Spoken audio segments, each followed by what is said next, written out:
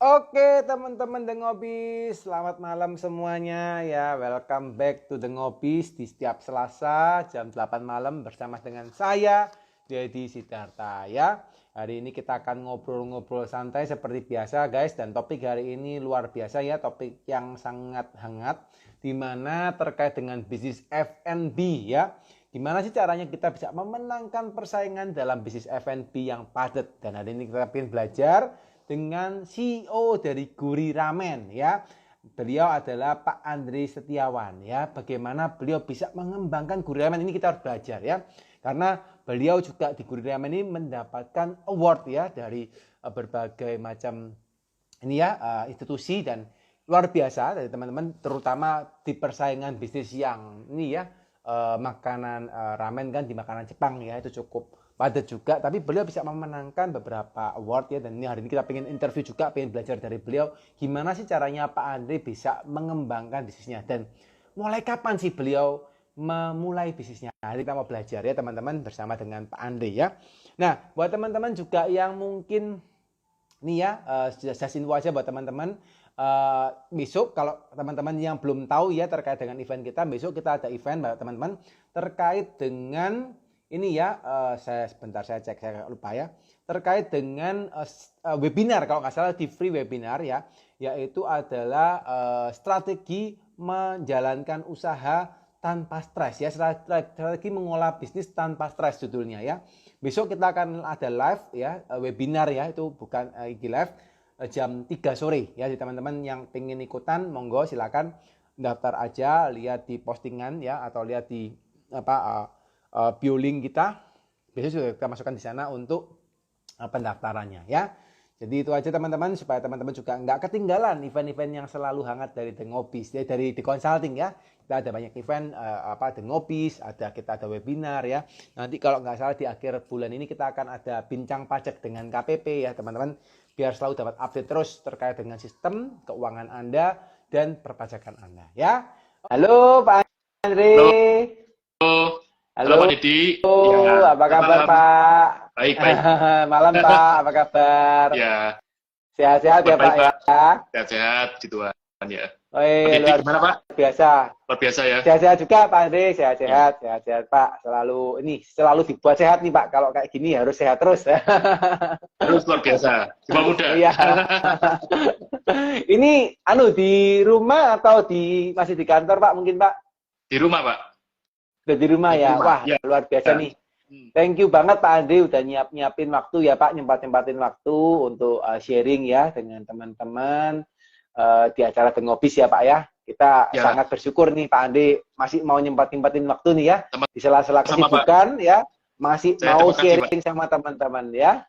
So teman-teman hari ini teman-teman jangan sampai lewatkan ya, tonton acara sampai habis, dan pastikan teman-teman nanti banyak tanya ya. Kenapa? Karena teman-teman kalau ngundang Pak Andre sendiri mungkin kesulitan teman-teman ya. Jadi kalau di sini Pak Andre udah sharing, yuk dimanfaatin. Pak Andre udah nyiapin waktu untuk kita sharing ya, untuk kita mendengarkan, silakan dimanfaatin ya. Oke. Nah, Pak Andre, ini kita hari ini kan ngobrol-ngobrol di The Ngobis ya Pak ya, seperti biasa Selasa malam jam 8 malam ya Pak ya. Itu biasanya kita akan pingin ngobrol dengan narasumber ya Pak, seperti Pak Andre, pingin ngulik-ngulik Pak, gimana sih Pak caranya Bapak, gimana sih Pak Bapak bisa sukses seperti sekarang, gitu ya Pak ya. Nah, nanti sambil juga kita bahas soal Guri Ramen, bahas soal terkait dengan apa mungkin strategi yang Bapak lakukan. Nah, kita sangat pingin Pak, biasanya audiens-audiens dari The Ngobis ini pingin dengar sih Pak, ceritanya Bapak kok sampai seperti sekarang itu gimana Pak? Boleh nggak Pak Ande diceritakan sama kita Pak Ande? Ya. Ya, sebelumnya satu orang teman-teman ya yang sudah join live kita. Ya, sebetulnya kalau diomong udah sukses sih, kita masih proses sih Pak, kayak gitu. Masih proses ya. Jadi proses kita masih panjang sebetulnya. Untuk Guri Ramen sendiri ini sebetulnya punya sejarah yang unik ya. Jadi saya dulu tuh merintis usaha kuliner ini bukan langsung Guri Ramen, tapi kita sempat rebranding ya. Jadi dulu saya memulai itu usaha di Surabaya Timur, ya tepatnya di Mulosari. Itu namanya waktu itu Tepan ya. Jadi sebuah resto Jepang yang di sana konsepnya mengusung teppanyaki ya. Kenapa kok saya mengambil jenis restoran seperti itu, ya kita ngomong depot lah ya. Kalau restoran kapasitasnya besar lah, kita ngomong depot lah. Depot itu kayak satu ruko gitu ya. Karena saya sudah analisa bahwa di sekitar sana nggak ada yang resto Jepang, kayak gitu. Jadi saya mulai itu dari kebutuhan pasar ya, market needs, nah, kayak gitu. Kalau bukan saya bisanya masak apa ya, itu menurut saya terlalu absurd ya untuk diterapkan di dunia bisnis. Jadi kalau kita sebagai pebisnis harus mikir pasarnya tuh butuhnya apa sih? Nah, yang nggak ada apa kita create, ya gitu. Nah terbentuklah nih kita di Surabaya Timur tahun 2018 awal ya, itu kita bentuk namanya Resto Tepan ya. Di sana saya sendiri yang jadi juru masaknya ya. Jadi saya masak sendiri, saya nyiapin sendiri, belanja sendiri, ya semuanya serba sendiri lah. Karena memang di dunia entrepreneur semuanya merintis ya, kita lakukan sendiri semua. Karyawan juga sistem juga nggak ada ya, kita semua serba konvensional kayak gitu ya.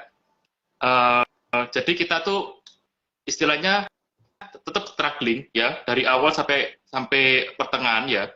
2018 juga kita jatuh bangun ya, pernah saya layoff 9 pegawai ya, karena memang benar-benar nggak becus kerjanya itu pernah. Saya pernah diakuti konsultan juga pernah ya, tapi otomatis ya kalau dekat saat ini udah beda lah ya. Maksudnya ini yang kita ngomong nih, yang saya dulu punya pengalaman ya, terus kita hire seperti itu, tapi ternyata tidak sesuai dengan ekspektasi kayak gitu ya.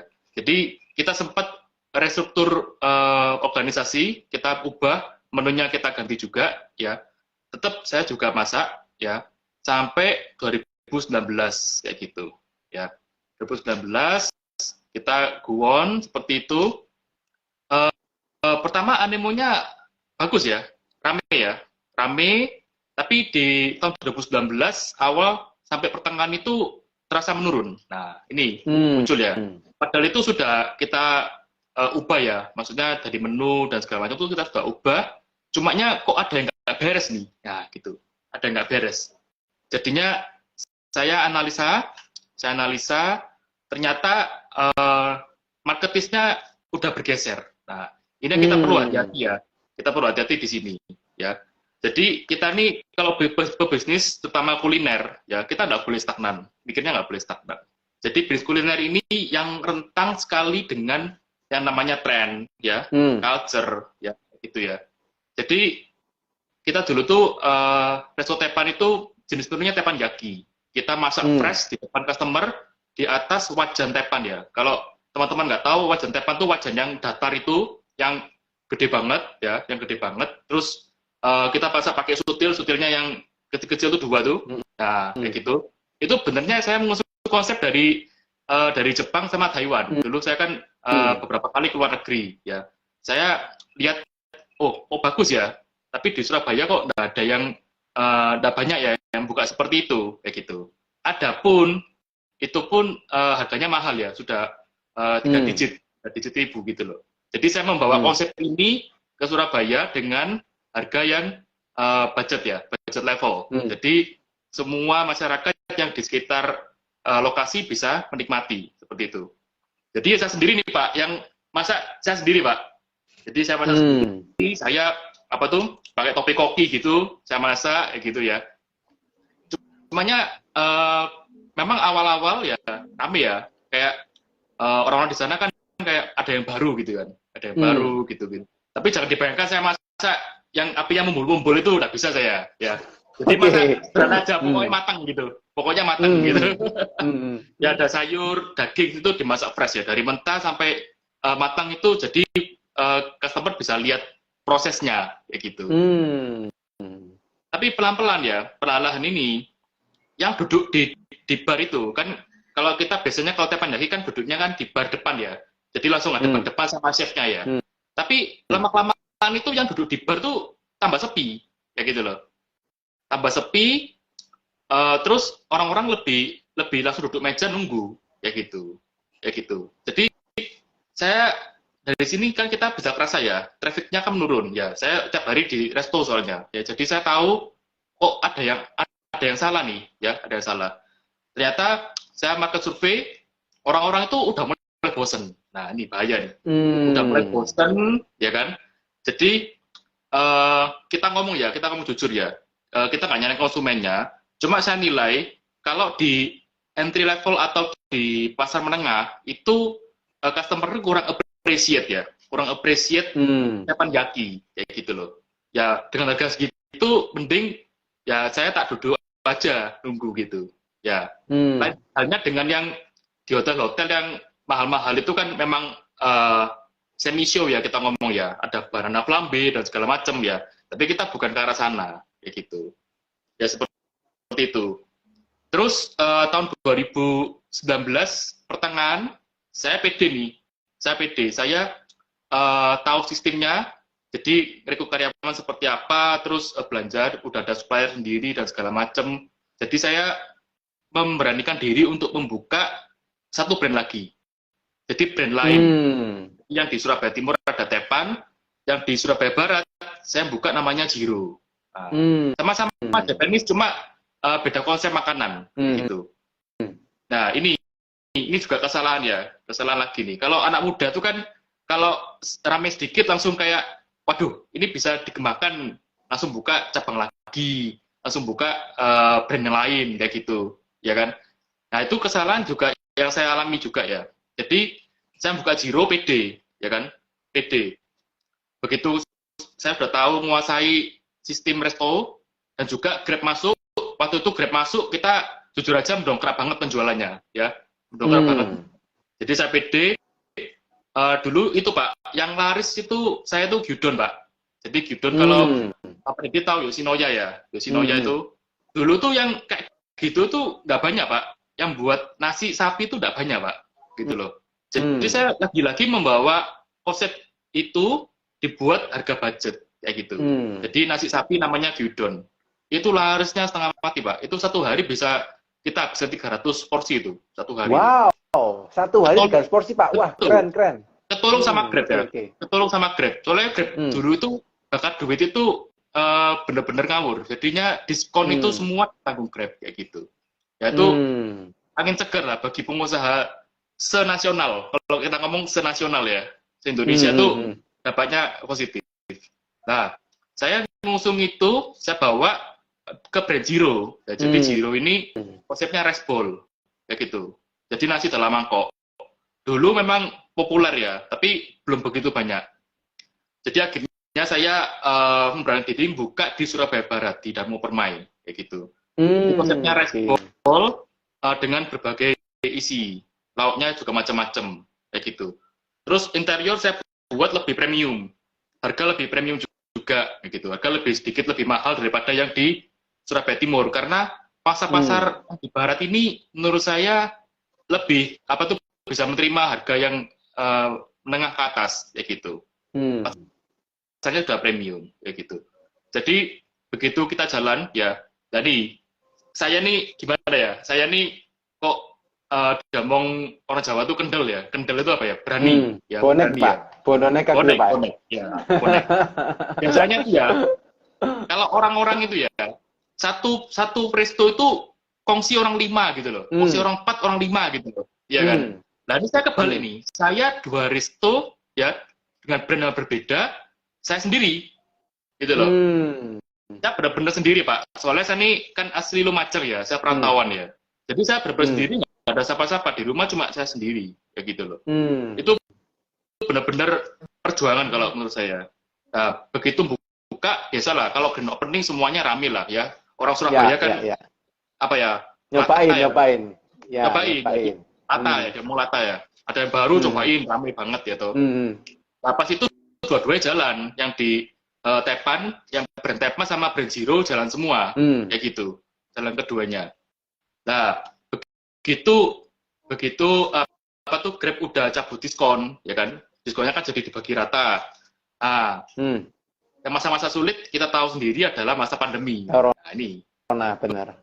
2020 itu, waduh, itu hancur. Ya semua pengusaha resto tuh hancur sih. Semua pengusaha memang lagi jambang jurang ya. Benar. Jadi turun 10% ya, bukan turun 10% ya, tapi omsetnya jadi 10%, ya gitu. Tinggal 10% Tinggal gitu Pak omsetnya Pak ya. 10%, sungguhan. Wah, Jadi wah, wah. misalkan omset 2 juta misalkan satu hari ya, bisa tinggal 20.000 cuman, ya gitu loh. Apalagi begitu pemerintah ngetok apa tuh kebijakan nggak boleh dan in, waduh itu tambah pusing kita, Ya, ya. tambah pusing. Nah, seperti itu. Nah, otomatis kita kan mesti pengusaha ini harus berpikir cepat gitu loh. Gimana kita bisa keluar dari kondisi ini ya gitu. Nah, kebetulan saya di Surabaya Timur itu kita kan sering ini ya, ada yang kuesioner, terus saya sendiri sering nanyain customer yang habis makan gitu loh. Mereka tuh usul, kok gak ada sushi, gak ada ramen kayak gitu. Nah, ini dari sini kita belajar ya bahwa customer feedback itu sangat penting gitu. Dalam bisnis sangat penting. Jadi bukan tanya enak gak enak aja ya. Maksudnya apa ada yang bisa kita improve ya. Entah dari variasi menu atau dari jenis menu yang lain ya gitu loh. Dari sana Pak, saya langsung research ramen saya. Yang di Surabaya Timur ya gitu. Dan begitu kita launching meledak Pak. Langsung top 3 Pak. Ya gitu loh. Top 3. Gitu. Nah, itu kita sempurnakan ya. Begitu kita launching menu ramen, itu kan memang kita masih belajar ya. Maksudnya masih trial and test ya gitu ya. Trial error. Jadi kita sempurnakan menu itu sampai benar-benar asinnya pas, gurihnya pas, terus umami dan manisnya juga dapat gitu loh. Jadi kita memang continuous improvement sampai benar-benar oh ya ini rasanya ini. Gitu. Nah, tapi Pak, yang di timur masih oke untuk online ya, karena kan pandemi ya. Jadi kita cuma jualan online kan. Sama take away itu pun juga sedikit. Nah, kalau yang di barat Pak, yang brand zero, waduh, itu pusing setengah mati itu saya. Gitu. Ya, kita sih nggak lay off pegawai ya. Memang banyak perusahaan yang lay off pegawai habis-habisan ya. Cuma saya sendiri saya milih, oh janganlah, kasihan ya. Jadi anak-anak saya, tim saya ini juga saya terapkan sistem shift ya. Jadi 1 minggu tuh bisa libur 2-3 hari ya gitu. Ya otomatis salary-nya juga berkurang. Kan? Tapi tetap ikut saya gitu loh. Tetap ya ikut saya seperti itu. Tapi ya tetap Pak, sebulan tuh rugi tambah banyak Pak, ruginya Pak. Jadi glending kayak bola salju gitu. Oke. Nah, habis itu saya ada persiapan pernikahan ya sama. Jadi waktu saya kritis itu belum nikah ya. Tapi ada rencana untuk menikah ya, kita bisa pernikahan itu juga repot ya. Cuman dari tunangan saya bisa memberi masukan kayak gitu loh. Ya, jadi kita sama-sama brainstorming ya kan. Kita sama brainstorming dan juga ada customer feedback ya. Kita memberanikan diri untuk rebrand ya. Nah nih, rebrand ini juga menurut saya bonek juga ya. Bonek. Dapatnya bahwa kalau rebrand memang Bapak ini bawaannya bonek berarti Pak ya? Bonek, harus bonek Pak. Kita sudah muda nih noting tulus ya. Noting tulus. Iya. Itu, kita rebrand sendiri tuh pikirnya tuh sudah, waduh, itu wis bukan berhari-hari gak tidur, gak bisa tidur ya. Sampai berminggu-minggu, berbulan-bulan, itu tidurnya mesti gak enak gitu loh, iya kan? Terus mikir konsep apa yang, soalnya gini, kita kalau berubah konsep harus bener, kali ini harus bener, gitu loh. Kita udah konsep teppanyaki udah salah, konsep rest bowl juga udah berhasil ya, karena rest bowl itu dulu pas saya mulai masih oke, tapi pertengahan sudah turun Pak, trennya sudah turun. Nah, kalau kuliner itu memang gitu, jadi susah untuk menjadikan suatu makanan sebagai culture, itu susah ya gitu. Nah kita brainstorming ya, saya sama tunangan saya brainstorming gitu, terus akhirnya berangkat dari customer feedback tadi. Jadi customer feedback yang apa tuh usul untuk menu ramen ya, di Teppan sudah meluncur dan penjualan bagus. Nah kita coba nih, kita harus spesialis. Nah itu juga. Jadi yang di kuliner ini teman-teman yang mau usaha F&B yang lagi mendengarkan live kita, kalau bisa tuh kalau mau mulai usaha kuliner, usahakan yang spesialis, ya. Jangan palu dada, Nah, kalau semuanya ada nanti apa tuh orang satu bingung ya milihnya ya. Dua rasanya tuh nanggung semua. Kan sering tuh kita masuk ke restoran ada Indonesian food, ada Chinese food, ya toh. Coba dirasakan. Lah semuanya nanggung kayak gitu. Rasanya tuh gak ada yang istimewa. Begitu ditanya waiternya mana yang favorit, bingung waiternya mesti kayak gitu. Nah, kita membawa ini sebagai suatu identitas kita yaitu ramen. Ya. Jadi ramen kita fokuskan, tapi nasi ada, gitu loh. Nasi ada sebagai second option, tapi fokusnya ramen.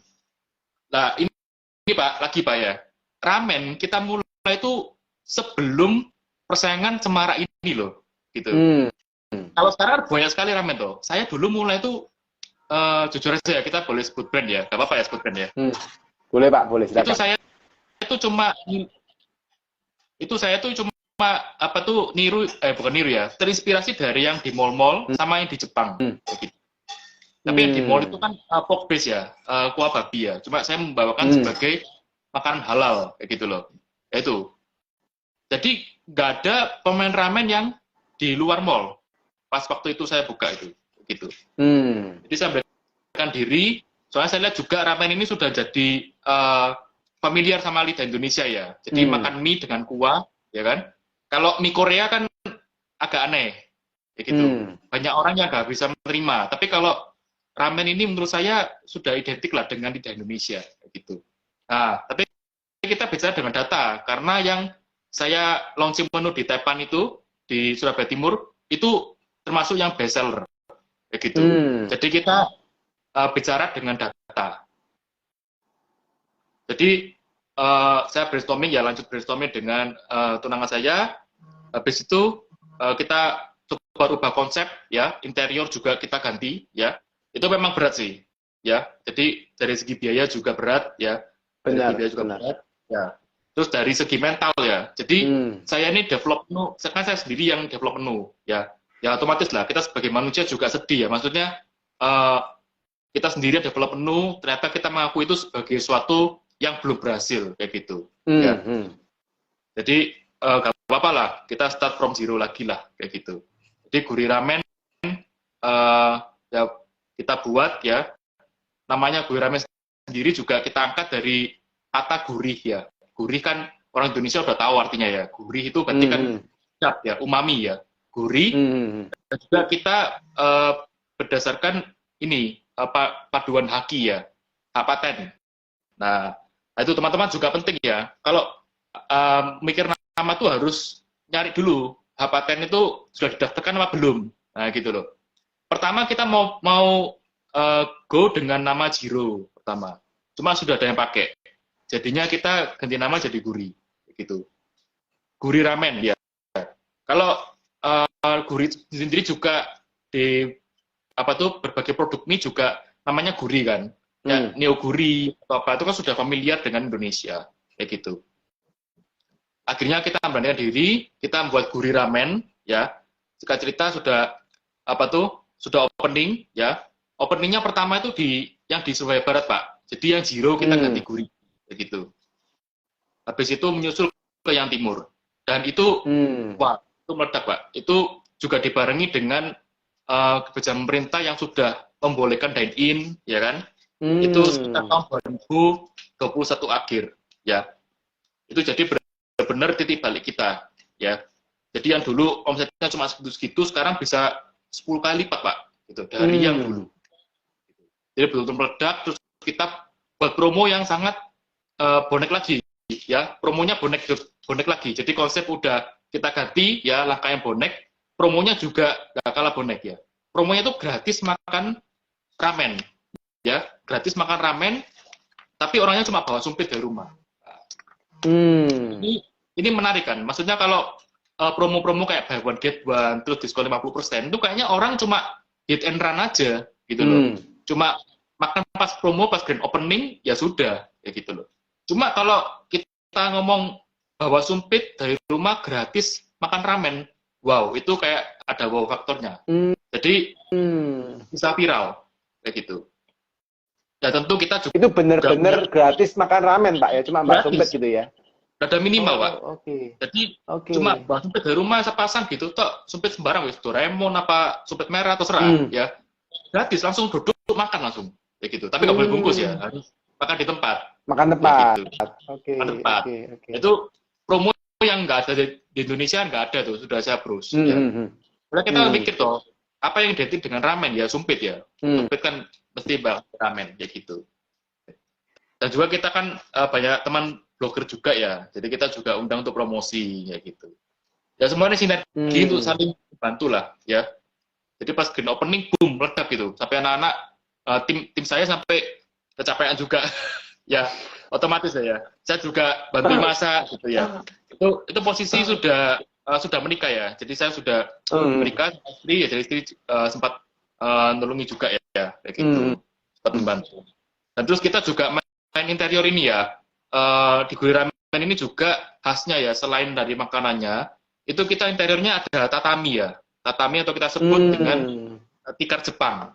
Nah itu yang di resto Jepang ya, resto makanan Jepang tuh yang nggak ada sebelumnya, kayak gitu. Jadi tatami ya, yang tikar yang tebal kayak gini itu kita taruh di sana, itu empuk, itu enak sekali ya, duduknya tuh nyaman, kayak gitu. Ya itu konsep pertama kita ya. Jadi kita ada ramen bar ya, orang bisa duduk di depan penyajian ramen sama ada tataminya kayak gitu. Jadi orang benar-benar enjoy makan, nyeruput mie, anget-anget ya, ada AC. Jadi kita harus memperhatikan semua aspek ya. Jadi customer itu bisa puas kayak gitu. Nah, mantap. Itu tahun depan kita yang di Surabaya Timur kita juga ganti brand jadi Guri Ramen ya. Konsepnya juga sama ya, ada tataminya juga. Terus habis itu kita ekspansi lagi ke beberapa food court ya. Beberapa food court kita nambah 3 cabang lagi, dan juga di tahun 2022 kita ekspansi ke luar kota pertama kali di Malang. Nah, di Malang itu kita dapat lahan yang besar itu. Jadi Pak Deddy kalau ke Malang harus mampir. Siap. Itu kita konsepnya Japanese Village ya. Jadi ada pohon sakura di depan, terus macam-macam ada lampunya. Jadi kalau malam yang bagus itu tataminya juga luas gitu. Itu mampir itu sama tim The Consulting kalau ke Malang bisa mampir Pak. Siap Pak. Pasti mampir Pak kalau ke Malang. Nggak usah ke Malang, ke Surabaya aja mampir dulu Pak. Siap. Ya, Oke. Ya. Siap. Gitu. Siap. Terus sampai sekarang ya menarik Pak. Lagi nyari lahan lagi untuk ekspansi ya. Jadi kita never stop ya. Jangan kita berhenti di sini karena kita sudah bangga, jangan ya. Kita masih, menurut saya masih belum apa-apa gitu. Kita masih banyak potensi yang perlu dikembangkan. Oke. Jadi itu, kalau Pak, yang kemarin Bapak buka tempan itu ya Pak, terus buka apa tadi Jiro ya, Jiro dia untuk yang nasi bol, itu berarti yang tepan sekarang sudah semua diganti ke Guri Ramen Pak namanya, atau masih sudah ada semua tepannya? Oh sudah ganti semua Pak. Ya. Oke. Termasuk yang Jiro tadi Pak ya berarti ya? Betul. Sudah ganti semua. Oh oke. Dan semua akhirnya yang tepan, yang rasa bol sudah ngilang. Semua konsepnya rubah ke ramen yang di awal. Betul. Oke. Dan kita sudah nice. Satu. Sudah ada hak patennya kita. Sudah terdaftar hak paten. Jadi hak paten untuk nama Guri Ramennya sendiri pun sudah terdaftar ya Pak ya? Betul. Oke. Berarti sampai sekarang total ada berapa cabang Pak di Guri Ramen Pak? Kalau sekarang 5 di Surabaya, 1 di Malang ya. 5 di Surabaya, 1 di Malang. 5 ini berarti tadi ada yang di timur tadi 1, yang di barat 1, ya. Terus yang 3-nya di mana Pak? Di food court ya? Barat 2. Jadi ya ada Damong Permai 1, Wiyung 1, ya. Terus Opak, Tegalsari, sama Mulyosari. Oke. Satu lagi di Malang ya Pak ya? Satu lagi di Malang, di tengah kotanya, di Jalan Buring. Itu. Jalan Buring ya. Oke. Nice. Jadi 6 cabang ini terbentuk hanya dalam tempo 2-3 tahun terakhir berarti Pak ya? Betul. Wow, keren. 2021 ya. 2021 akhir sampai sekarang ya, 2023 pertengahan ya. Iya, iya. 2021 sampai sekarang berarti cuma almost 2 tahun, 2 tahunan ya Pak, kurang lebih malahnya. Belum sampai 2 tahun. Wow, belum sampai 2 tahun sudah Belum 6 sampai dua cabang tahun ya Pak ya. ya. Ya puji Wow, Tuhan wow, lah. wow, wow. Keren, keren, keren. Oke Pak, kalau coba kita kilas balik gitu ya Pak ya, ke perjalanan Ya. Bapak tadi yang mulai 2018, 19, dan kawan-kawan gitu ya, mendirikan Tempayaki, jatuh bangun gitu ya, untuk Hmm. rame terus tiba-tiba ngilang gitu ya. Terus sampai akhirnya 2021 Anda mulai ganti ke switch ke Guri Ramen gitu ya. Terus dalam berapa tahun aja bisa terus langsung berapa cabang, 6 cabang. Hmm. Itu apa Pak? Kalau Anda coba kilas balik, apa sih Pak penyebabnya kok Anda bisa secepat itu Pak? Dalam 2 tahun terakhir malah yang cepat sekali ekspansinya. Apa Pak kalau bisa dikilas balik Pak? Kalau saya bilang ya, saya bilang tuh yang paling faktor penentunya tuh adalah tren juga sih ya. Kita ride the trend ya. Memang dulu waktu itu ramen belum terlalu populer ya. Cumanya itu lagi sudah menjadi bagian dari kita ngomong hampir culture lah. Hampir culture Indonesia tuh makan mie ya, makan mie dengan kuah ya. Dan ditambah lagi kan waktu itu banyak culture Jepang masuk juga ya. Kayak acara anime, wibu-wibu itu kan juga masuk. Itu opportunity kita juga ya.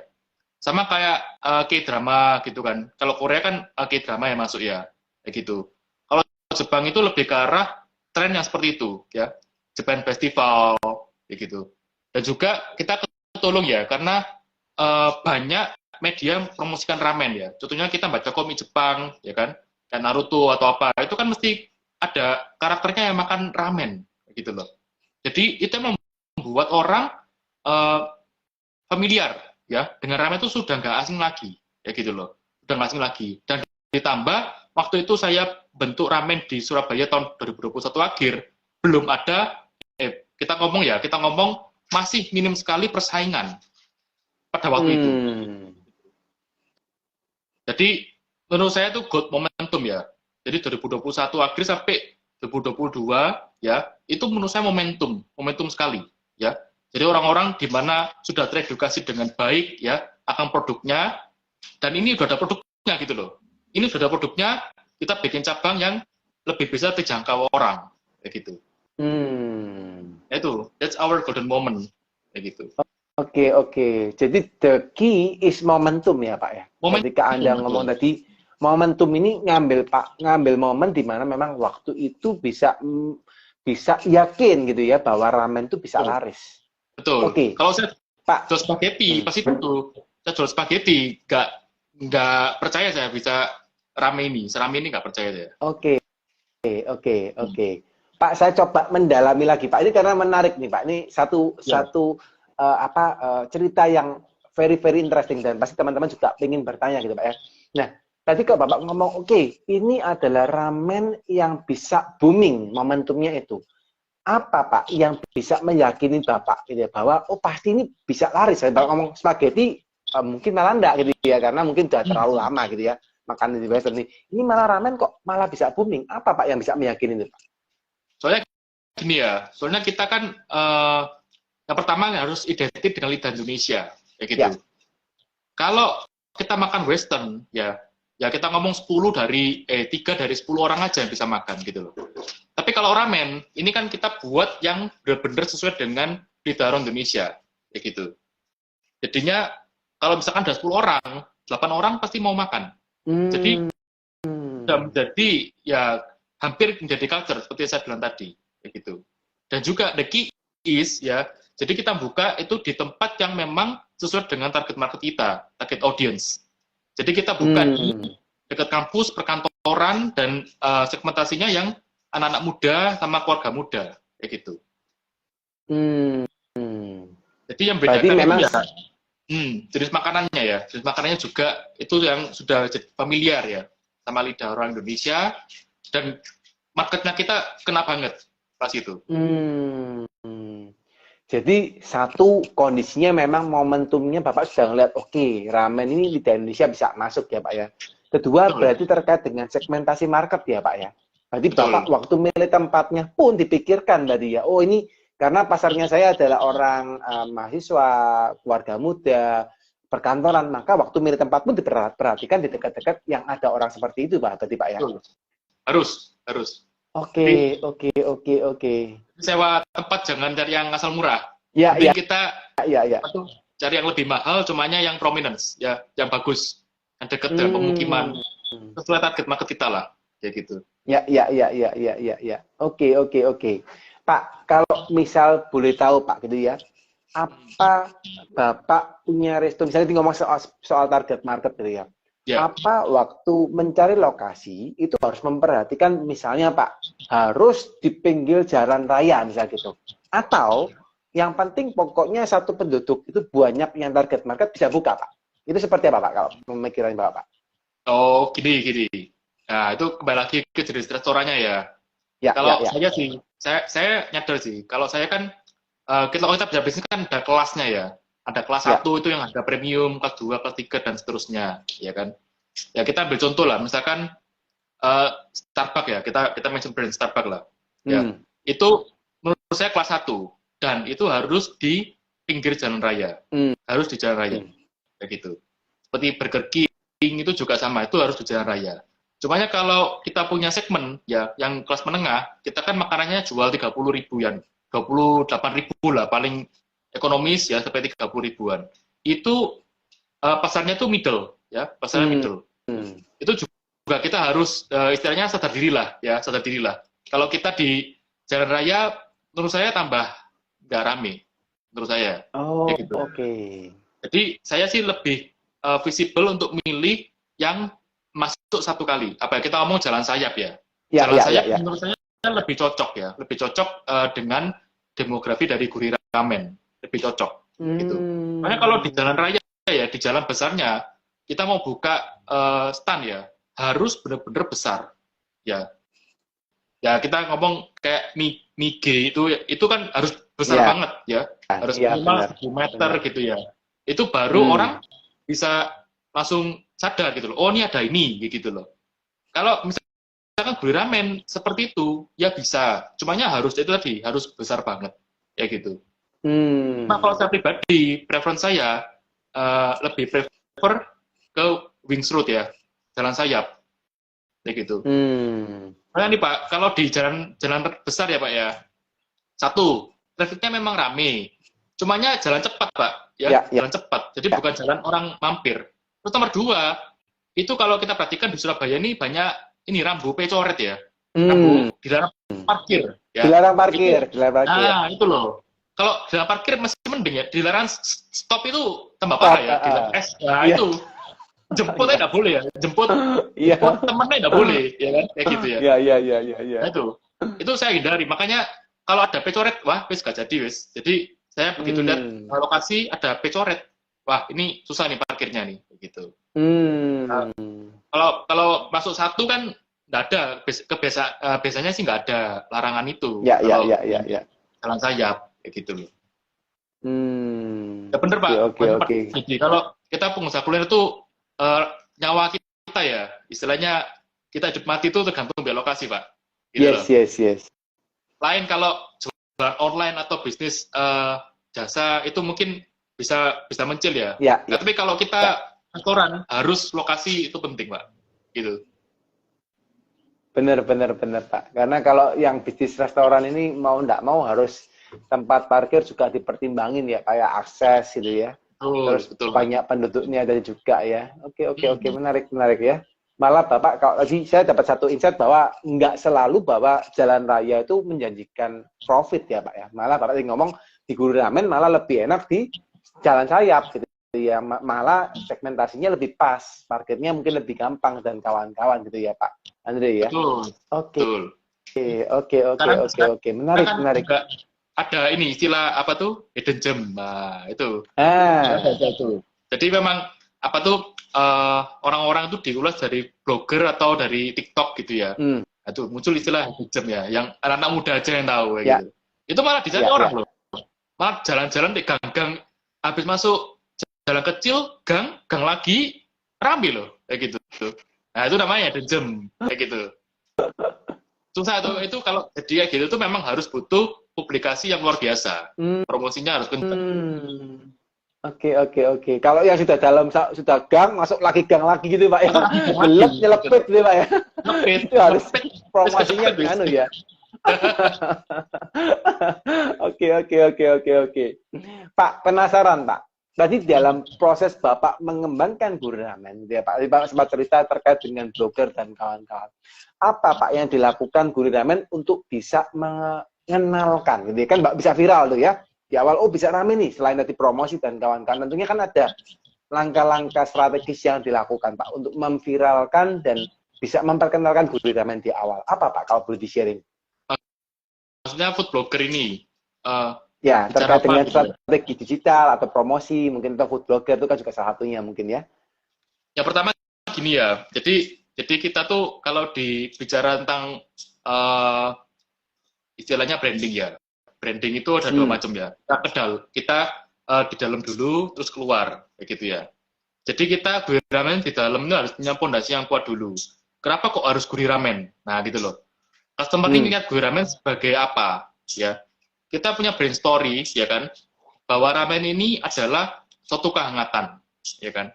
Kehangatan di mana orang bisa saling menyantap, ya, berkumpul bersama keluarga, ya kan? Bisa juga membagikan ke sanak saudaranya, kayak gitu. Dan juga kita di sosial media kita, baik di Instagram maupun TikTok, kita juga sudah manage dengan baik. Jadi orang kalau mau nyari identifikasi Guriramen tuh jelas gitu loh. Kita punya produk, kita punya penampakan menu itu jelas gitu.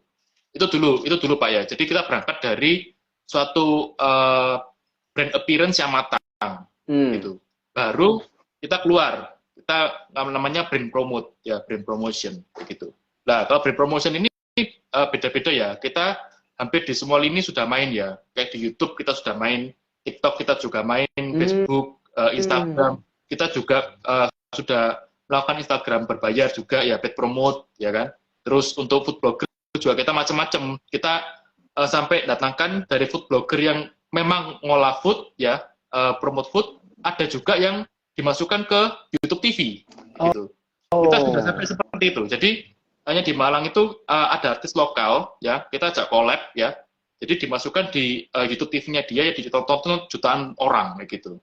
Itu menurut saya penting ya. Jadi kita sebagai pengusaha jangan terlalu pemikirannya sempit. Jadi yang bisa diajak kolaborasi itu juga bukan food blogger aja, tapi mungkin MC ya kan, mungkin MC atau mungkin pemain biola. Nah, itu kan punya apa tuh follower yang notabene hampir sama dengan kita. Nah itu juga bisa diajak kolaborasi seperti itu. Ya seperti ini pemain sinetron ya kan. Pemain sinetron lokal di Malang, kita ajak, dia promotekan di YouTube TV-nya dia, jutaan view, langsung meledak, kayak gitu. Jadi, tidak melulu kita cuma bermain di ranah kuliner aja, ya sama-sama food blogger, enggak. Kita bisa kemana-mana, kayak gitu. Oke.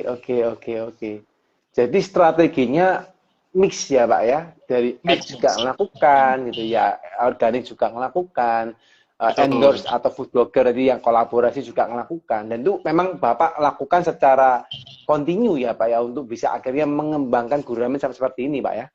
Harus. Jadi kita kesalahan lagi ya. Kalau owner resto tuh cuma promosi grand opening aja, tadi salah nih. Ya. Cuma promosi grand opening aja atau pas ada diskon, itu salah menurut saya.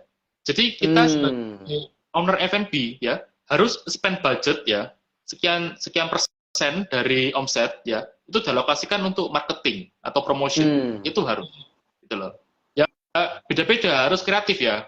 Kita tidak mungkin kayak Instagram ads terus itu, terus habis itu blogger terus, tidak mungkin. Harus kreatif ya, biar audience juga tidak bosan kayak gitu, biar audience juga tidak bosan. Jadi jangan sampai berhenti ya. Kita promosi kalau berhenti diserobot sama kompetitor nanti kayak gitu. Iya. Tiap hari ini orang customer ini ada bermunculan produk baru, terus restoran baru. Nanti kalau kita nggak diinget, nanti bisa berpaling. Bener. Itu. Apalagi kalau yang brand-brand muncul baru, akhirnya kadang-kadang yang lama lupa ya Pak ya. Yang lama lupa. Loh. Beda sama dengan orang tua dulu zaman kita ya. Orang tua saya itu kalau nasi campur A ya nasi campur A, gitu loh. meskipun 10 tahun lagi balik nasi campur A. Iya, Penyetan benar. ini, gitu loh. Iya. Kayak gitu. Nah kalau sekarang nih anak muda nih, jeleknya nih gini loh, yang promo yang mana? Waduh, Iya, jadi repot ya. benar. Yang promo yang Benar. mana? Ya kita sih kalau bisa harus loyal ya. Maksudnya customer nih brand loyalty-nya harus ada.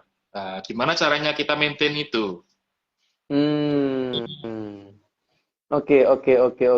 Pak, pengen denger nih Pak cerita di bawah Pak. Ya. Ngomong-ngomong brand loyalty Pak, gitu ya. Kan kalau saya lihat gitu kan di bisnis kuliner ini brand loyalty ini kan brand loyalty ini kan enggak gampang gitu ya. Apalagi misalnya posisi jauh gitu ya. Apalagi kalau ada yang baru buka, apalagi yang misalnya terkait dengan budget, terkait dengan debt dan kawan-kawan gitu. Apa sih Pak strategi yang dilakukan supaya customer ini balik lagi, dan balik lagi ke Gurih Ramen Pak dari tempatnya Bapak? Jadi kalau dari saya gini ya, yang penting yang pertama ya kita harus konsistensi ya, masalah rasa, terus porsi, pricing Ya. juga penting ya. Pricing itu sebenarnya gini, pricing itu boleh inflasi ya. Cuma jangan sampai kayak orang anggap, waduh ini kemahalan kayak gitu, bahaya ya. Tapi yang paling penting ya itu konsistensi rasa sama porsi ya. Kan Pak Didik sering ya makan pertama banyak porsinya, terus nanti makan kedua kali loh kok lauknya dikit. Berkurang. Nah, itu kan Iya. pernah terjadi kan, iya kan? Diskon. Apa rasanya gak enak, ya kan? Rasanya jadi pertama enak, habis datang berubah, ya kan? Wah ini kokinya ganti nih ya gitu, kokinya ganti orang ya gitu kan? Itu jangan sampai terjadi ya. Yang penting itu dulu. Jadi kualitas makanan dan pelayanan harus konsisten. Terus yang kedua, kita juga harus maintain something new ya. Something new ini bisa bermacam-macam. Bisa menu baru ya, atau promosi, ya kan? Yang paling gampang promosi lah. Kayak diskon atau bundling, paket bundling kayak gitu-gitu. Itu paling mudah ya. Cuma new menu ya, menu baru ini sesuatu yang lebih powerful menurut saya. Misalkan ramen ya, tiba-tiba ada muncul varian yang pakai sambal bawang kayak gitu. Atau kuah gulai, misalkan pas Ramadan ada kuah gulai. Nah, itu harus dijalankan gitu. Ya kebetulan kita habis ini launching menu baru gitu loh, tapi masih rahasia Pak ya. Oke. Nggak bisa dibuka. Siap Pak, siap Pak. Siap. Penasaran. Jadi kalau saya sebagai R&D ya, itu produk development itu udah misalkan ada 5 tahap ya. Cuma kita ecer gitu loh, jangan dibuatkan semua. Satu gitu. Tapi harus ini ya Pak ya, frekuensinya harus diperhatikan. Jangan terlalu sering. Kalau promo tiap hari juga orang bosen gitu loh. Kalau menu baru tiap minggu orang bosen juga gitu loh. Malah menu yang baru yang minggu pertama belum dicoba udah keluar lagi. Nah, kan sayang sekali kan gitu loh. Sayang sekali. Menu baru it's okay. Misalkan menu baru penjualan nggak bagus it's okay. Itu cuma kayak umpan ya, lempar umpan gitu ya. Terus orang datang kan nggak melulu pesen menu baru, juga makan yang reguler juga kan, kayak gitu. Nah, terus habis itu ya juga promosi di sosmed ya toh, TikTok, Instagram itu juga harus rutin ya. Jadi jangan bosan-bosan ya. Misalkan saya pakai influencer si A misalkan ya, pas bulan Maret ya, bulan Juni pakai lagi nggak apa-apa, gitu loh. Kebanyakan orang-orang owneris itu kalau sudah pakai si A gak dipakai lagi gitu loh. Dipakai lagi 3 bulan lagi dipakai lagi nggak apa-apa gitu loh. Yang penting follower dia kan ngeliat terus. Nah, itu. Terus yang berikutnya sih kita ada program ini sih, tapi belum dijalankan ya. Ada program membership. Cuma menurut saya ini di lapangan nggak mudah juga pelaksanaannya ya, karena makanan juga nggak mudah itu ya. Terus kita maintain loyalty point-nya gimana, itu juga masih saya pikirkan dengan tim kayak gitu. Itu sih Pak. Tapi ke depan juga harapannya punya membership card ya Pak, member card gitu ya Pak, untuk Gurih Ramen sendiri gitu ya, atau aplikasi digital membership gitu ya. Iya, aplikasi digital. Ya. Jadi sampai sebegitunya Pak ya dipikirkan ya Pak, supaya pelanggannya itu bisa loyal gitu ya Pak ya terhadap kita ya. Oke. Menarik ya teman-teman, kalau dengerin dari tadi ya guys, ini ini ilmu daging guys ya. Jadi kalau kalian lihat ramen ada dagingnya, ini benar-benar dagingnya guys, gini ya. Ceritain semua sama Pak Andri ini. Tanpa tutup-tutupin ini. Mantap, mantap, mantap. Menarik, menarik Pak. Nah, Pak, pengen tanya nih Pak. Ya. Gimana Pak? Pengen tanya. Anyway teman-teman, saya tadi saya tanya ya. Teman-teman kalau misalnya mau tanya, welcome ya. Teman-teman juga boleh ketik di bawah ya, di komennya atau di kolom question ya. Tapi saya pengen tanya, karena cerita sama Pak Andri ini nggak kerasa ngomong gitu, rasanya dapat sesuatu insight-insight terus gitu ya. Dan wah ini luar biasa Pak, sharingnya Pak Andi dari Pak. Nah, melanjutkan tadi Pak ya, pengen bertanya lagi Pak. Kalau Bapak lihat gini ya, ini ngomonglah di F&B, ya, terutama di mie. Ya, by the way, Bapak sempat sampaikan ada satu merek mie yang Pak sampaikan tadi kan juga salah satu yang mungkin sekarang lagi merajai gitu ya di dunia mie gitu ya, permian gitu ya. Nah, kalau Bapak melihat fenomena seperti itu Pak gitu ya, itu gimana Pak? Terkait dengan apalagi mie yang juga ya, Bapak di ramen juga mie, mereka juga mie, ada yang merek yang lain juga mie, itu seperti apa Pak yang Bapak lihat Pak? Maksudnya kalau saya sebagai analis sih, gini ya ngomongnya ya, kita perlu akui lah ya, kalau memang model bisnis yang memang modelnya raksasa, ya, terus kita versus yang modalnya terbatas, itu memang nggak bisa apple to apple, ya. Kalau kita masuk di segmen yang sama dengan mereka, itu bakalan susah, ya. Saya nggak ngomong nggak mungkin bisa bertahan, tapi menurut saya bakalan susah, ya. Nah, kalau yang saya lakukan, kalau memang saya memang berada di posisi itu, saya ngambil langkah ke belakang dulu, 2 langkah ke belakang, saya lihat dulu pasarnya seperti apa, ya. Kalau memungkinkan dengan produk yang sama, tapi kita bermain di level yang berbeda, just go, gitu. Misalkan dia main di level menengah bawah, ya, yang harganya belasan ribu. Kita elevate lagi. Kita main di pasar yang premium, yang 20.000. Itu bisa. Ya gitu. Tapi Pak, kalau orang Indonesia, tetap mie itu tetap jadi culture Pak. Nggak bisa Pak. Jadi satu minggu itu tetap harus makan mie ya. Iya benar. Entah itu mie kuah, atau mie goreng, mie pedes, itu tetap harus makan mie. Ya gitu. Jadi pasar food industry ya, di bidang permian ini masih sangat prominent menurut saya. Oke. Jadi kalau kembali Bapak menyikapi terkait dengan kompetitor gitu ya Pak di bidang yang mirip gitu ya, itu nggak usah pusing. Yang penting kita segmentasi marketnya aja yang difokusin gitu ya Pak ya, supaya nggak terpok juga sama mereka ya. Diferensiasi, betul. Kita diferensiasi. Kalau buku kuat gini Pak, buku kuat gini, itu mesti yang modalnya yang kuat Pak yang menang Pak. Iya. Apalagi karena kan ada yang sistemnya sudah bagus kayak gitu. Iya. Karena kalau saya lihat kan misalnya tadi Miki sama ada dia juga punya kompetitor misalnya Miwi atau apalagi itu kan mirip sekali Pak cara mainnya kan. Jadi wah ini perang-perangan ini juga kan mereka mainnya di cost efektif kan kalau strateginya mereka pasti karena harganya kan murah banget kan mereka mainnya. Iya. Tapi keren. Tetap yang pendatang satunya ada diferensiasi Pak. Dari yang Miki Pak. Menunya lebih banyak gitu. Benar. Tempatnya juga beda, desainnya apa ya Pak ya. Menarik. Oke Pak boleh cerita nggak Pak? Kira-kira kedepannya untuk Burama ini seperti apa sih Pak yang pengen dikembangkan Pak? Atau mungkin ada nggak sih Pak untuk kesempatan teman-teman mungkin yang nonton hari ini untuk mungkin menjadi salah satu bagian dari Duramen atau mungkin kalau ngomong mau lagi cari tanah lah mungkin Bapak lagi ada kepingin cari partner yang tanah atau seperti apa boleh nggak Pak di-sharingkan di acara ini Pak kira-kira? Ya gini Pak Deddy, jadi kalau saya boleh ngomong ya tetap Guri Ramen ini menurut saya ya sebagai owner potensinya masih sangat luar biasa.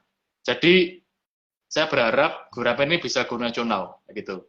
Jadi go nasional itu ada Pak Cahyo ya. Pak Cahyo ini Pak Cahyo. Saya juga Ketua Prindo ya. Ketua Pak Prindo ya. Halo Pak Cahyo. Jadi kalau bisa go nasional ya. Kita keluar kota sampai keluar pulau itu juga menjadi harapan saya ke depannya. Ya. Yang pertama kita harus kuatkan sistem dulu lah, sistem manajemen dan sumber daya kita harus kuatkan juga ya, logistiknya gimana gitu. Kalau teman-teman yang lagi nonton Instagram Live ini nggak apa-apa kalau misalkan ada bentuk kemitraan apapun ya, kita juga bisa pertimbangkan itu ya. Yang jelas kita juga butuh insight juga ya dari segi berbagai macam aspek ya. Mau ditawarkan lahan juga kerjasama kita juga siap ya. Yang penting kita juga bisa kaji ya.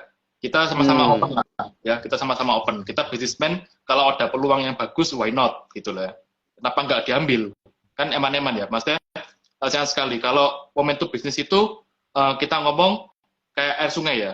Begitu lewat ya sudah, nggak ada kelewat lagi ya. Kita nyari momentum itu harus benar-benar siap begitu. Begitu momentum datang kita harus siap. Seperti itu. Oke. Nice ya. Jadi teman-teman mungkin ya yang nonton live hari ini ya. Anyway, yakin dan percaya kalian pasti cari opportunity di luar sana, gitu ya. Dan saya rasa ini kalau teman-teman dengerin cerita dari tadi, banyak value yang disampaikan oleh Pak Andre ya, terkait dengan gimana caranya beliau membangun Guru Ramen dengan luar biasa dan bisa booming di 2 tahun terakhir ini sampai 6 cabang, ya. Dan beliau pengen bisa juga ekspansi sampai ke nasional. Siapa tahu teman-teman yang dengerin video hari ini atau mungkin yang non live hari ini ya, oh ternyata kalian memang lagi cari gitu ya, dan Anda boleh ya teman-teman, yuk cari langsung follow ya Pak Andre, follow Guru Ramen, DM ya, supaya teman-teman bisa lebih kenal, siapa tahu ada kolaborasi yang bisa dilakukan ke depan, dan ya siapa tahu jodoh ya jadi partner bisnisnya dari Pak Andre gitu ya. Oke. Lagi uptrend ya, saya nyampaikan lagi ya teman-teman ya, bisnis ramen ini lagi uptrend ya, lagi uptrend, lagi gadgetsnya nih ya. Jadi kalau bisa kalau ada info atau apa yang mau dibagikan monggo ya. Jadi saya tetap optimis ini menjadi culture untuk jangka panjang ya. Jadi bukan tren yang langsung kayak gini ya kita nggak akan seperti itulah ya. Cumanya kalau dari segi makanan pun saya sangat pede ya, ini masih long last ya, kayak gitu. Siap. Oke, Pak izin menanyakan beberapa pertanyaan dari teman-temannya Pak.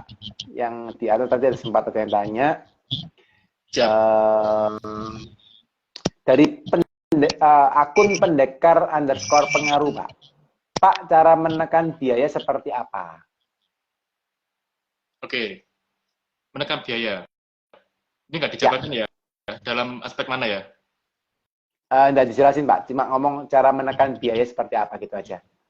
Oke, jadi gini ya, kalau dari saya sih kita ngomong dari operasional dulu ya. Kalau operasional, kita tuh punya namanya sistem kan.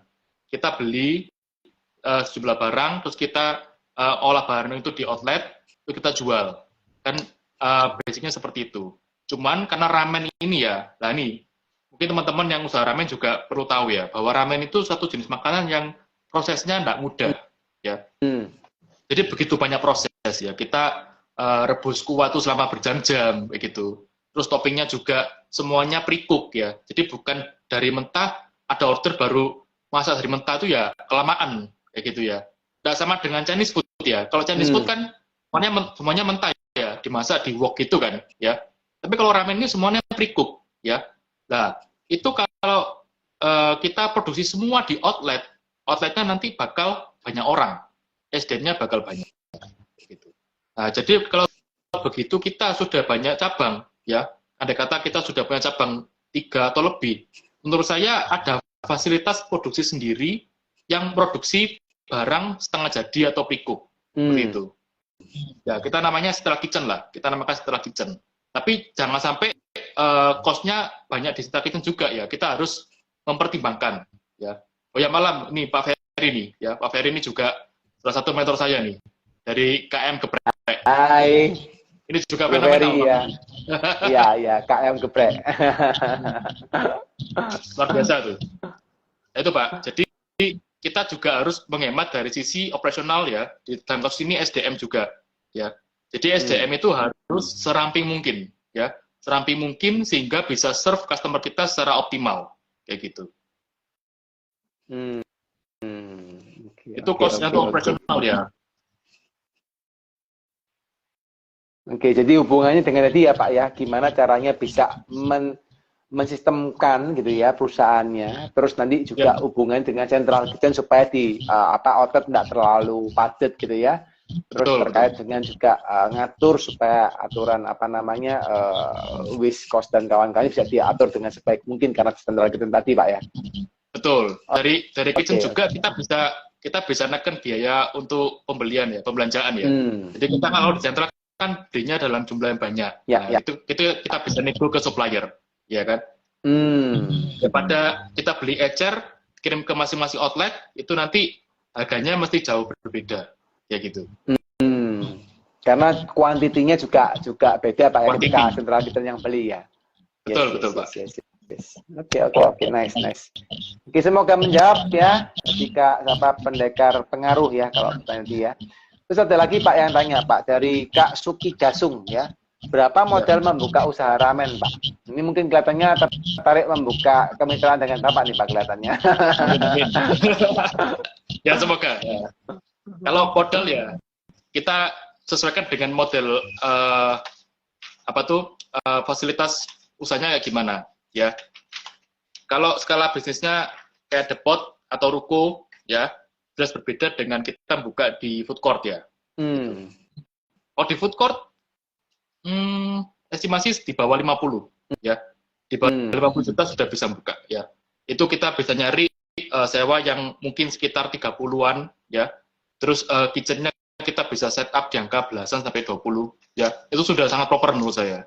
Tapi kalau di ruko atau kita ngomong yang udah depot ya, kapasitas 30 sampai 40 seat itu sekitar ratusan juta ya.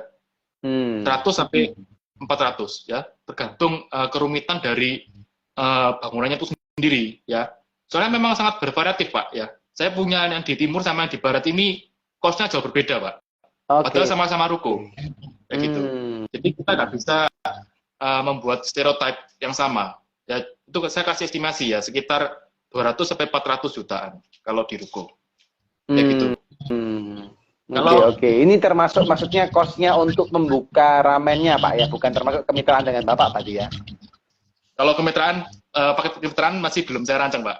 Kita masih tetap sistem. Cumaknya memang kita ke arah situ ya, kita ke arah situ ya. Oke.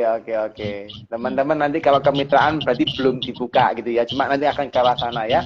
Tapi kalau misalnya memang mau buka usaha sendiri ya, jadi ya Pak Ari sempat sampaikan ya, kalau di outlet ya butuh modal awal yang minimal 50 ya. Nanti kalau di ruko ya minimal 300-400 juta, kurang lebih gitu ya. Soalnya kita tuh kan gini Pak, soalnya kenapa pada modal ya? Karena kita punya interior itu unik ya. Jadi kita jujur aja kita spend banyak budget di sana. Jadi kita gak cuma asal-asalan cuma nata meja, kursi, yang penting orang bisa duduk. Enggak. Jadi kita memang buat suasana Jepang, homey kayak gitu. Nah, itu juga yang jadi pembeda kita sama restoran ramen lainnya. Jujur aja kita tatami ini kita buat juga mahal Pak. Custom ya. Itu kita dari vendor yang biasanya ekspor ke Jepang langsung. Kita memang undang ya produsennya ke sini, kita juga custom size ya, itu yang nggak murah ya, jujur aja itu nggak murah. Oke. Akhirnya itu yang membuat juga suasananya lebih nyaman ya Pak, dan orang akhirnya wah ini keren nih kulit ramennya, kayak benar-benar di Jepang gitu Pak ya kondisinya ya.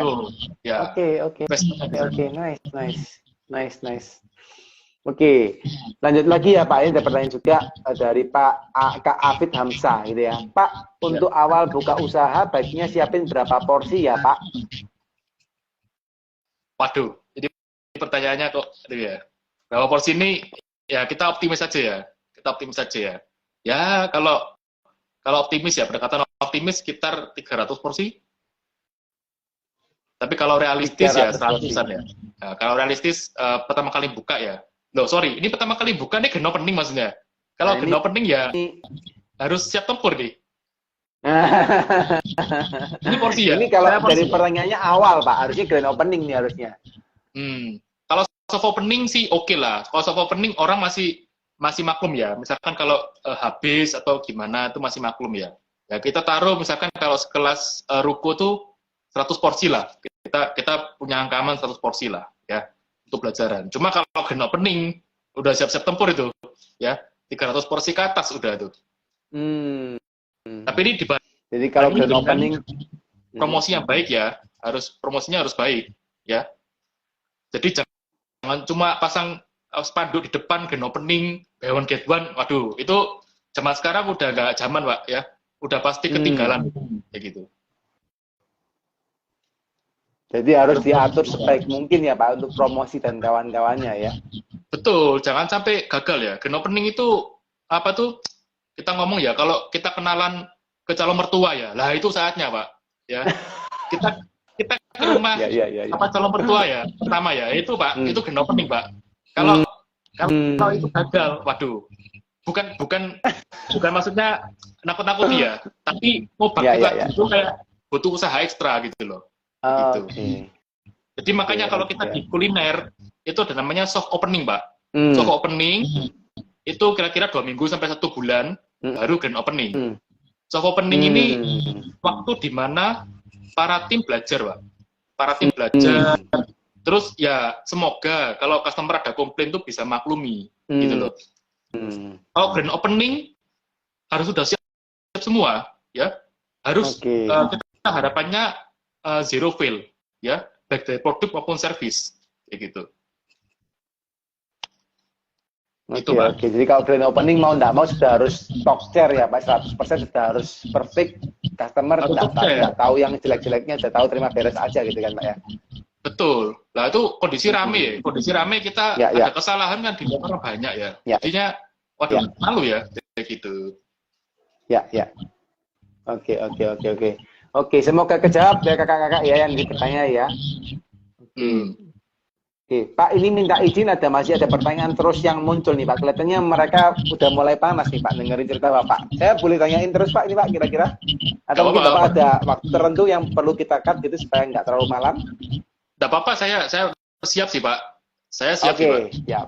Weh, ini teman-teman ya, narasumbernya luar biasa loh ya teman-teman ya. Ini sudah IG live gitu ya, dan masih mau ngasihin waktu sampai selama ini teman-teman ya. Ini teman-teman kita beruntung ya. Ayo kasih jempol, kasih love, kasih 100, kasih api-api nih biar teman-teman tahu nih ya, biar pembicara tahu kalau kita benar-benar menghargai beliau ya teman-teman ya. Oke, sekarang tadi nyampe ke mana nih? Ada sebentar. Oke. Kak Pendekar Pengaruh ya, Kak Pendekar Pengaruh. Menurut Bapak lebih baik mana bermitra atau sendiri, Pak? Kalau saya sih gini, ada plus minusnya ya. Kalau bermitra itu kita lebih minim risiko ya. Karena kalau bermitra otomatis kita mempercayakan ke mitra yang lebih berpengalaman. Kayak gitu ya. Jadi butuh dana ekstra. Itu pasti. Ya. Bermitra ini kan bisa kayak investor pasif maupun franchise. Begitu. Otomatis ada harga yang harus dibayar. Kita beli sistem ya, atau kita ikut sistemnya dia kayak gitu. Tapi plusnya adalah kita minim risiko. Jadi kita memang harus bermitra dengan partner yang betul-betul pengalaman yang udah terbukti baik. Kalau sendiri ya tadi ya kayak saya nih, ya kayak saya budget pas-pasan pas mulai ya kan. Sembarang sendiri ya kan, Pak ya. Bodoh nekat ya, belanja sendiri. Saya nggak bilang nggak ada modal ya ada modal. Kita nggak usah munafik, ada modal. Cumanya harus diirit sehemat mungkin Pak, gitu loh. Modal ini kan harus dipertanggungjawabkan ya. Jadi karyawan kita save ya, karyawan kita irit dengan cara kita bekerja sendiri. Nah itu.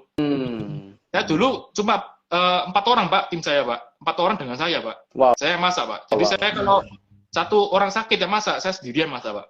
Dari jam 11 sampai jam 10 malam, saya sendirian masak. Saya sakit tetap saya masuk kayak gitu.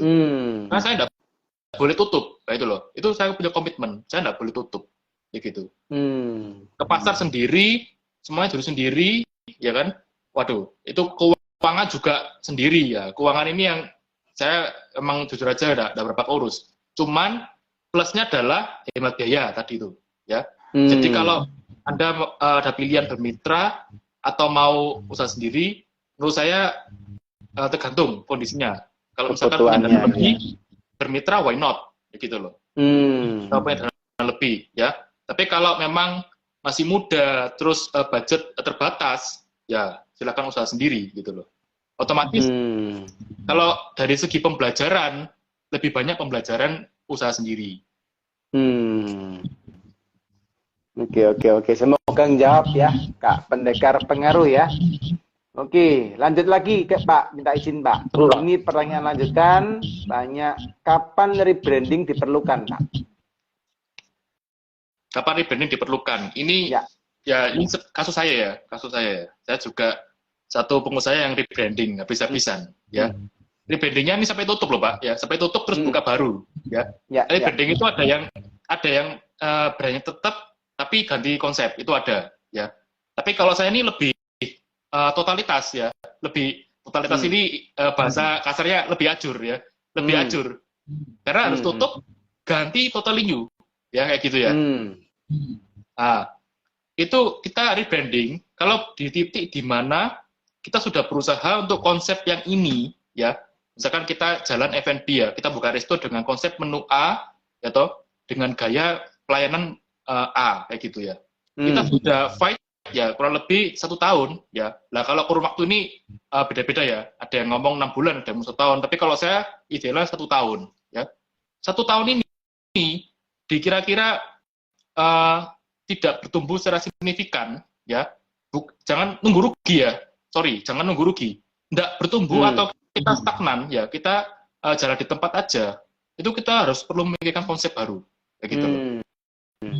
Berarti there's something wrong ya, something wrong in this concept. Nah, sampai titik itu kita harus memutuskan untuk rebrand. Rebrand ini juga harus memperhatikan kondisi pasar juga ya. Nah, kenapa kita harus rebrand? Karena kalau dengan konsep yang ada, kita ini stagnan aja. Dan kita juga butuh suatu angin segar ya, angin segar dan di mana lebih baik lagi. Kalau kita ganti ya semoga lebih baik kayak gitu. Ya otomatis tetap ada risiko di sana, ya. Ada risiko, ada cost kayak gitu loh. Itu sih, Pak. Oke.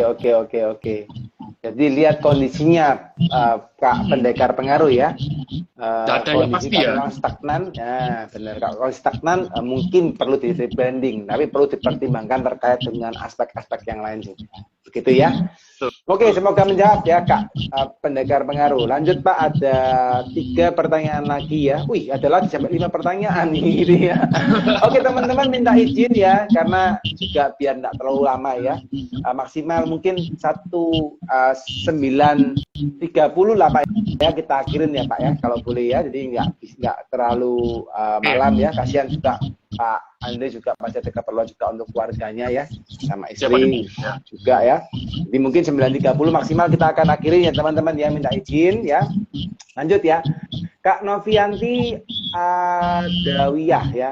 Pak, saya punya toko offline tapi ternyata di luar ekspektasi sudah berjalan 2 tahun. Menurut Bapak mending tutup toko offline lalu kerja online atau gimana Pak? Soalnya saya online juga belum berjalan. Nah, ini kembali lagi, toko apa dulu? Toko apa dulu? Kalau toko baju, yes, jawabannya ya. Penting online aja. Penting full online aja, kayak gitu. Ya. Tapi kalau toko, misalkan toko perkakas gitu ya, penting offline. Tetap jalankan offline. Tergantung tokonya apa ya? Tokonya apa dulu nih, ya? Oke. Ya ini karena toko offline ya, toko offline kemungkinan bukan restoran gitu ya, offline sama online kan. Kalau full online kan nggak mungkin juga gitu ya. Ya, full ada beberapa barang yang emang nggak bisa online Pak, gitu loh. Ya. Kayak kasur kan nggak bisa online Pak. Kasur kan orang harus pegang ya. Lihat gitu. Barangnya benar. Ya. Oke, semoga jawab ya Kak Novian ya. Lanjut Pak, ada lagi, apa penyebab kebanyakan pengusaha resto tutup Pak? Banyak. Bisa 1000 alasan nih. 1000 alasan nih. Iyalah, Pak. Harusnya pernah diganti gitu ya, Kim. Betul. Jadi kalau alasan kenapa resto tutup itu ada 1000, Pak. Tapi kalau alasan resto sukses itu cuma 10, Pak. Itu gimana Pak sebelumnya Pak? Iya. 10 ada lagi, Pak. Ya tuh, kalau resto tutup ini ya saya ambil main point-nya aja ya. Ambil main point-nya aja ya. Yang pertama tadi itu inkonsistensi ya, enggak konsisten ya. Baik dari pelayanan dan rasa ya. Habis itu ini kesalahan sistem ya. Kesalahan sistem itu bisa jadi dari keuangan ya, kontrol itu juga bisa ya, pelatihan SDM itu juga bisa ya, macam-macam. Terus yang berikutnya adalah dari luar, dari persaingan. Nah ini, dari persaingan ini sebenarnya mengerikan Pak ya, karena ini satu faktor yang kita tidak bisa take control, gitu loh. Yes. Nah kita ngomong lah, kita ambil study case ya, MIG tadi ya. Sebelum MIG kan ada Mi S yang duluan rame kan. Iya. Kenapa kok Niru, Pak? kenapa? Niru. Nah itu, niru kan. Cuma datang dengan sistem yang lebih rapi, lebih agresif, kayak gitu loh. Padahal dari Mi S sendiri nggak ada kesalahan yang signifikan. Nah, itu hati-hati. Jadi banyak sekali ya, penyebab resto tutup banyak sekali ya. Keuangan bocor ya toh, terus supplier nanti main sama tim Anda kayak gitu. Itu juga bisa terjadi. Ya. Terus ada yang hatred comments ya toh, misalkan kita hire orang untuk mensabotase resto kita gitu. Itu banyak terjadi, Pak. Jadi kita jadi ada orang lain yang menyebarkan isu gak sedap terhadap resto kita itu juga bisa terjadi. Jadi sudah bisnis itu sangat kejam, Pak ya, F&B terutama. Ya. Gitu. Kemarin kalau nggak salah ada yang diviralin satu pangsit gorengnya ada plastik ya Pak ya, langsung viral ya Pak ya. Iya, itu bukan satu aja Pak. Saya tuh lihat di TikTok itu ya, 20 postingan FBP terus Pak. Berhari-hari itu kan FBP terus itu. Ya, yang resto itu. Nah, ini kan kalau kebetulan kan nggak mungkin nih. Ini sangat rapi menurut saya. Ini semuanya di sistem pasti, kayak gitu. Ada provokatornya pasti itu. Akhirnya sampai itu diviralkan sama audiens ya, karena ada hubungan dengan itu gitu ya, hubungan dengan mungkin kualitas dan sebagainya gitu ya. Oke, lanjut Pak. Ada lagi dari Kak Suki Gasung ya, Pak, menyambung tadi strategi bagaimana Pak dari soft opening sampai grand opening. Ada intinya pelatihan kontrol ya. Dari sampai grand opening, kita sebagai owner atau manajemen pusat ya harus berani turun tangan dulu menurut saya. Jadi kita lihat kinerja tim itu sampai mana, salahnya di mana. Itu benar-benar golden moment di mana kita bisa evaluasi, gitu. Ya tetap kita evaluasi terus sih. Habis grand opening kita tetap evaluasi terus. Cumanya yang soft sama grand ini benar-benar yang krusial ya, karena notabene semua tim baru, ya, semua tim baru. Ya syukur-syukur kalau ada tim yang lebih senior diperbantukan ke cabang baru, itu bisa memangkas waktu soft opening. Cumanya kalau semua tim dari nol ya, totally new kita rekrut, nah itu harus benar-benar hati-hati ya. Makanya kita owner atau manajemen harus turun tangan untuk mantau. Oke. Kontrol ya, kontrol. Oke, sip. Ya, ini semoga menjawab ya teman-teman ya pertanyaannya tadi dari sahabat terakhir itu. Ini soalnya kalian tulisnya di komen, saya agak mesti scrolling ke atas ya. Oh, dari Kak Suki Gasung tadi ya. Oke, jadi fungsi intinya testing, cek, kontrol, upgrade gitu Pak ya, diulang-ulang terus sampai akhirnya testnya bagus, servisnya bagus ya Pak ya, sampai waktu grand opening siap gitu ya Pak ya. Betul. Oke ya, kurang lebih begitu ya Kak Suki Gasung, semoga menjawab ya. Lanjut Pak, ini ada lagi, untuk memunculkan menu baru Pak, baiknya berapa kali setahun ya Pak? Nah, jawabannya relatif ya, nah pasti juga ya, tergantung yang pertama restonya apa dulu ya. Kalau resto soto sih, misalkan saya buat warung soto gitu ya, ya pengembangannya juga agak susah kalau menunya ya, kayak gitu ya, tergantung. Kalau misalkan ayam goreng itu banyak pengembangannya, kalau ramen itu banyak pengembangannya, tapi kalau soto kan nggak mungkin kita ngeluarin soto rasa gulai, kan mungkin ya, atau soto sambal mata kan, soto sambal mata kan aneh kan, ya kan, jawabannya tergantung restonya, ya. Hmm. Kalau ramen pun menurut saya ya nggak bisa sesering mungkin ya. Itu kalah dengan misalkan kita ngomong M goreng misalkan ya. M goreng lebih banyak variasinya ya. Bisa bikin kebab, bisa bikin burger M goreng, atau bisa bikin goreng dengan saus lain kayak gitu. Ya, yang pasti kalau kita incar momentum, incar yang seperti hari-hari besar ya, seperti Ramadan, terus Natal gitu, kayak menu spesial gitu loh. Menu spesial Ramadan gitu. Itu yang idealnya seperti itu sih, ya.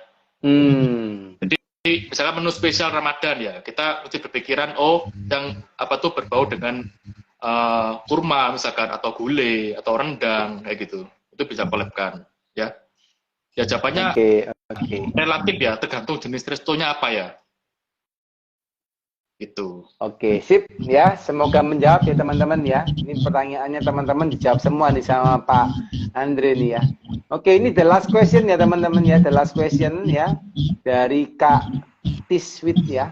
Pak, bagaimana mengendalikan waste management yang baik di restoran? Nah, ini gimana Pak kalau dari caranya Pak? Bagaimana? Mengendalikan waste management yang baik di restoran. Ini kalau waste management ya, kita harus bermain dengan sistem, ya. Sekali lagi kalau kita restorannya 1 atau 2, kita sebagai owner atau sebagai manajemen ngawasi sendiri itu masih bisa, ya. Kita masih bisa. Cuman kalau sudah levelnya kita escalate ya ke cabang lebih dari 5, itu harus punya sistem yang bagus, ya. Sistem yang bagus yang bisa terintegrasi antara pembelian sampai akuntansi. Itu kita ada. Ya kita nggak sebut merek ya, tapi itu ada. Jadi kita beli berapa, daging berapa, jadinya berapa, terus pemakaian berapa, sisanya berapa, itu ketahuan semua.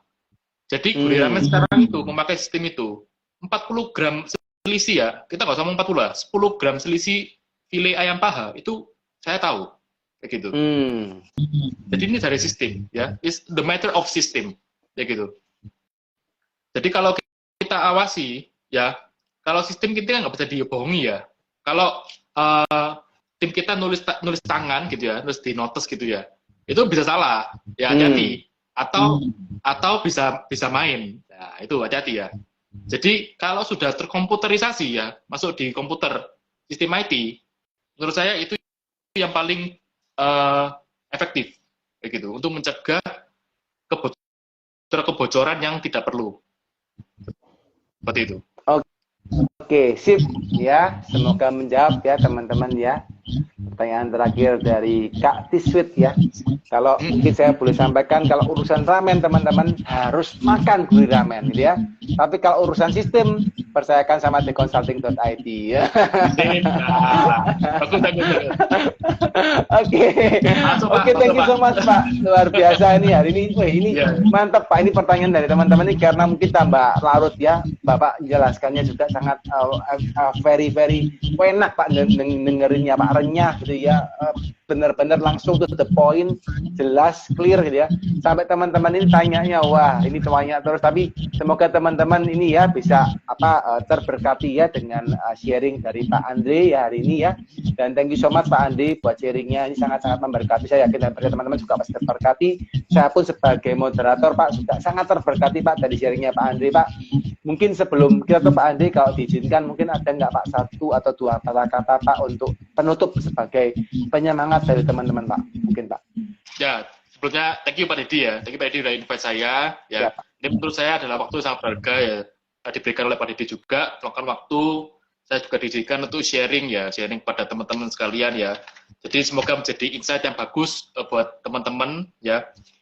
Yang jelas istilahnya kita kalau sebagai pengusaha ya di bidang manapun ya, nggak harus F&B ya, kita harus tetap berpikir dinamis ya. Jangan sampai kita jumawa atau kita tinggi hati kayak ini aku udah bisnis udah settle ya. Jangan punya pikiran seperti itu ya. Kita ini semakin tahun semakin lama nih semakin sedikit bisnis yang sustain selama berpuluh-puluh tahun ya. Kita perlu akui itulah ya. Maka dari itu kita harus tetap berpikir kreatif ya. Berpikir kreatif dan juga melihat pasar ya. Jadi jangan sampai berpikir bahwa perubahan itu merupakan inkonsisten, bukan, ya. Perubahan itu menuju ke perubahan yang lebih baik, ya. Kita harus dinamis, ya. Dan juga jangan lupa ya, seperti kata Pak Yudi tadi, kalau mau makan ramen, ya ingat gurih ramen, ya. Jadi kita sudah banyak lokasi di Surabaya, ya di mana-mana di Surabaya Timur, Barat, dan Pusat kita juga ada, ya. Jadi teman-teman kalau mau penasaran ya gurih ramen kayak gimana sih rasanya, bisa ya ngicipi ke kedai kita, ya. Saya Andre, ya selamat malam. Dan terima kasih ya. Thank you so much Pak. Thank you so much Pak sharingnya hari ini. Thank you. Sangat memberkati. Teman-teman juga sehat selalu ya. Thank you juga sudah menyaksikan acara ini sampai akhir. Acara hari ini kita akan post di Gila kami. Nanti kalau bisa berkenan juga kita akan collab dengan Pak Andre ya. Dan kita akan post juga di YouTube dan juga di Spotify. Teman-teman misalnya mau dengerin pembicaraan 1,5 jam ini ya dengan Pak Andre sambil Spotify, teman-teman tinggal cari channel kami di Spotify, tinggal Anda dengerin. Hari ini materinya daging semua, saya yakin dan percaya. Oke, thank you so much Pak Andre buat waktunya.